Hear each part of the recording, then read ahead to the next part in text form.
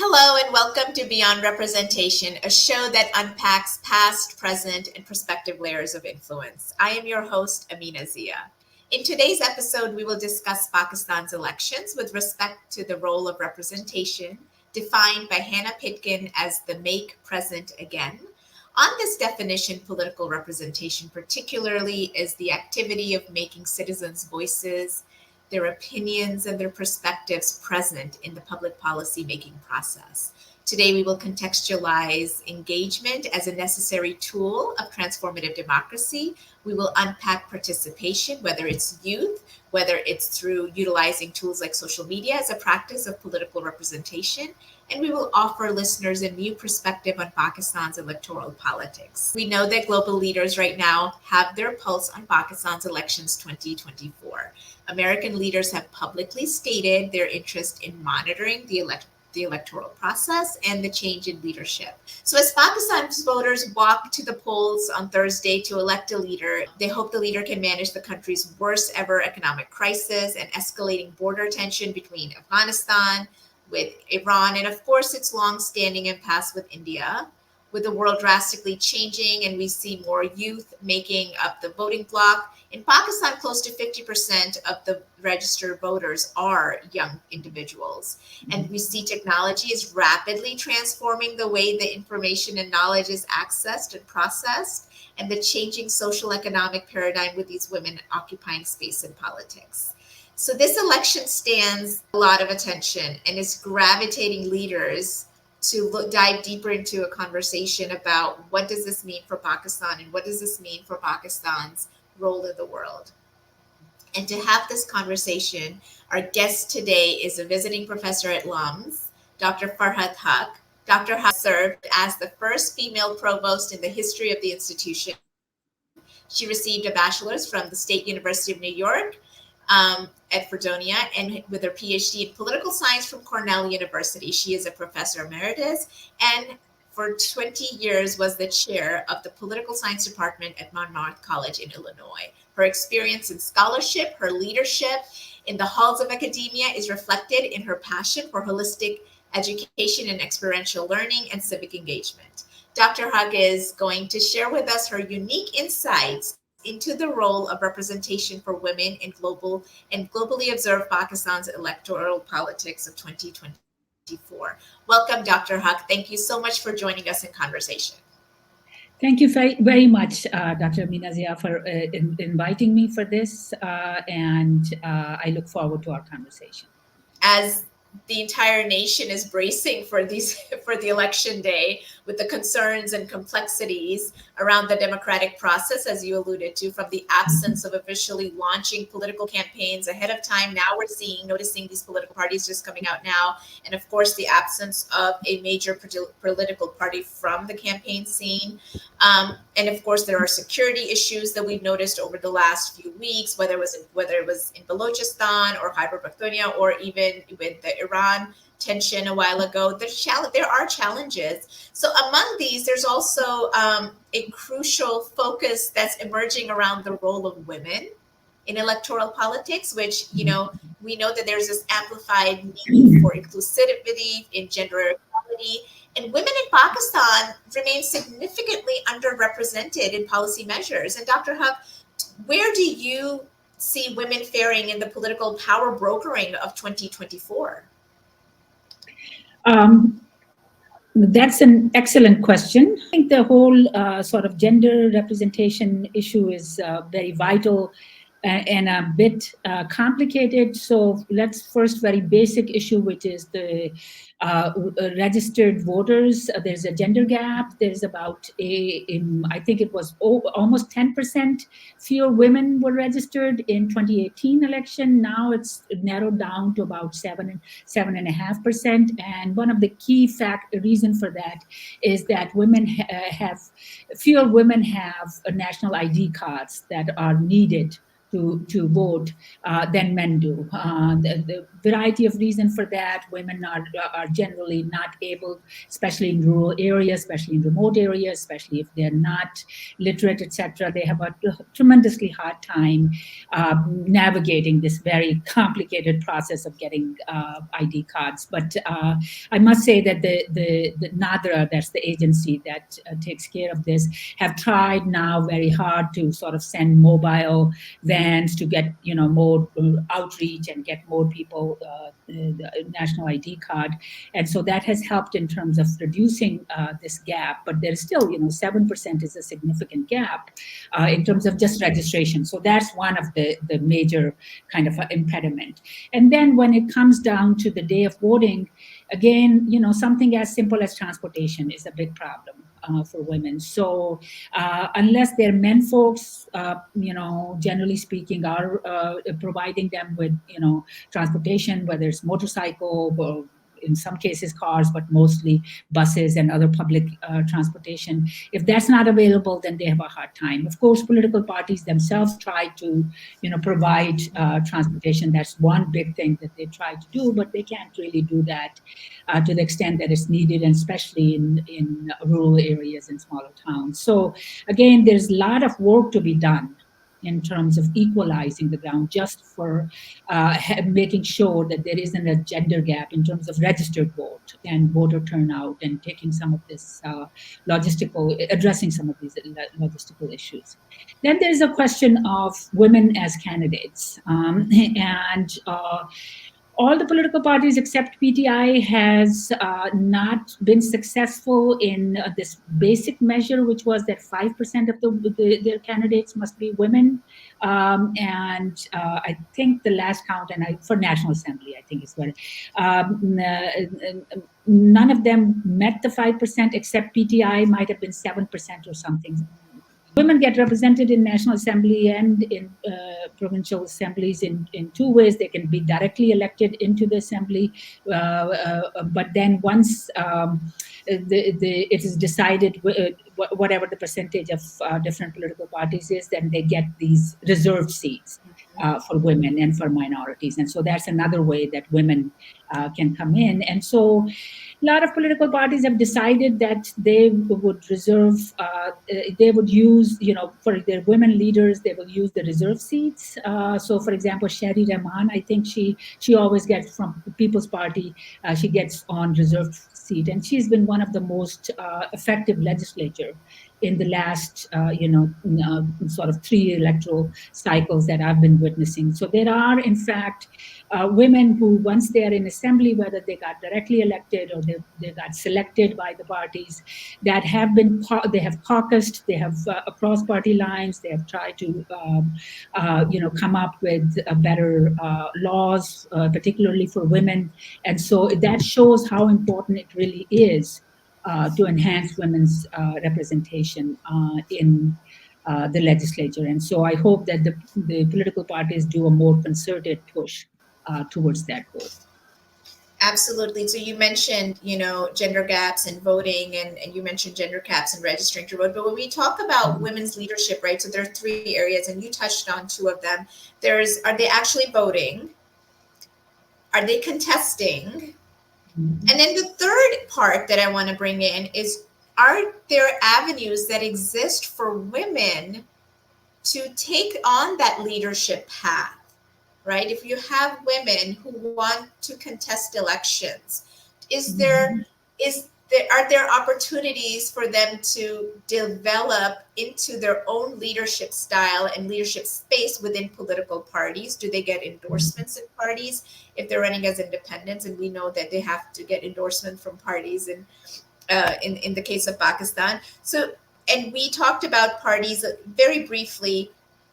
Can you expand a little bit more on the 3 major political parties, or even others, and which parties do you think actually have a carved out space for women to advance their political career? And before I let you respond to that, I do want to bring up the point you mentioned. Some political parties have a 5% quota for trying to equalize women. globally, we know that the critical mass is 30% of women leaders need to be there, right? So already Pakistan, its political parties and leadership is way behind the global benchmark of the 30% critical mass. If you could comment a little bit about the political parties and the space that they allow for women, please. Okay, so famously, one of the big sort of puzzle or conundrum for gender and politics in South Asia is that South Asia has produced some of the largest numbers of head of governments, prime ministers, and presidents, whether it's India and Sri Lanka or Bangladesh or Pakistan, but when it comes to index of women's empowerment in political process, in many other ways, South Asia is pretty behind. And so one of the reasons, of course, that you have had these women as leaders is because of the family connection. So the fact that you have these political dynasties, that one of the largest sort of recruitment rung for women is if they are, daughters or wives or mothers or whatever of a established political party. I mean, that's okay. I don't know that that's, at least that is some way of getting women into the public arena. I do not want to sort of downplay the symbolic importance of having a Benazir Bhutto as a first, prime minister of the country, or Khalda Zia or what have you. The fact that women occupy these highest offices is important. But that's really, again, only the beginning. You really, really do have to provide space for women from non-politically connected parties, families to rise up. And I don't think that all three parties have done a very good job of that. Interestingly, I mean, People's Party, I think in some ways was generally had that progressive reputation when it came to women because of Benazir Bhutto, because her mom was also very involved and in public arena when Zulfikar Ali Bhutto was the prime minister. And then there has been generally a sense that one of the largest anti-poverty program in Pakistan has Benazir Bhutto's name. So Benazir Bhutto Income Support Program for very poor women. And so I've seen some interviews where some of these women in rural areas still sort of, see People's Party as one party that had done something for them, for as women and as poor women. So for PMLN, it's a pretty male-dominated, other than now Maryam Nawaz, and I'm very intrigued by the fact that Maryam Nawaz is actually the one. She has brothers who have not come into the public arena. She has cousins that have political ambition, but she is good for her. She is definitely emerging as an heir apparent for PMLN, but that is again not sufficient, and I don't think that they have done sufficient work to open up mid to top level, any kind of a ladder for women to climb in these leadership positions. And I think it's the same story with PTI. I don't think that they have been. I mean, women generally, if there is a gender gap right now, I think I'm just guessing, and we will have to sort of wait for the vote and eventually. But this actually was the case, I think, in 2018. That more women, especially in urban areas, did vote for PTI. So women are a strong support base for PTI, but that doesn't necessarily translate into PTI becoming more open to women in leadership positions. So I'm really sorry to say this, but I think the overall the culture is pretty male and often pretty sexist when it comes to electoral politics, and so I hope that changes. There are some young women now who are fighting as independent candidates, though it's really independent PTI. So we'll see how things evolve in future. But for now, I will really give them a D or a D minus in their attempt to recruit more women as in leadership positions. So. Thank you for sharing those insights, Dr. Haq. One more follow-up, if I may. With your experience as a professor, with your experience in the university settings for a number of years, whether it's in leadership or teaching in the classroom, we know as academics that leaders are cultivated. We know that leaders are made. We know that leadership is something that you train for. If we have student unions in Pakistan, if we are lacking student unions in Pakistan, if we're lacking spaces for young women to be able to cultivate this skill set of leadership, being a public leader, being a leader in their own lives, in their own spaces, do you think that that is making an impact on the routes that they're taking and also in life once they leave college? And also when we talk about creating spaces for women in political parties, we normally see around the world that there is a trajectory from being engaged in college, on college campus, being a leader, understanding what you stand for. And that's where you train and that's where you develop and hone your skill sets. And then you go out into the real world and you take all of that with you. That is the point of knowledge and education, right? Is to take it with you and carry it with you to all levels of your life. Do you feel that the universities in Pakistan perhaps owe it to the youth to rethink about what leadership training and experiential learning means truly, especially for the young women, in regards to maybe perhaps understanding what that impact may be on the political space in the future? Yes, I think that's an excellent point because, where are the laboratory for training of future leaders? And so student unions used to be, again, not perfect, but nonetheless, you had student leaders. Yes, it was generally very male at that time, but nonetheless, it was there. I know from my experience in the United States that, student elections for various positions is important, and that again provides students with training that can then translate into their playing other public roles. and women are really generally very active in these student unions, in these leadership positions. At LUMS, for example, they do have a student council, and they had their first women president a couple of years ago.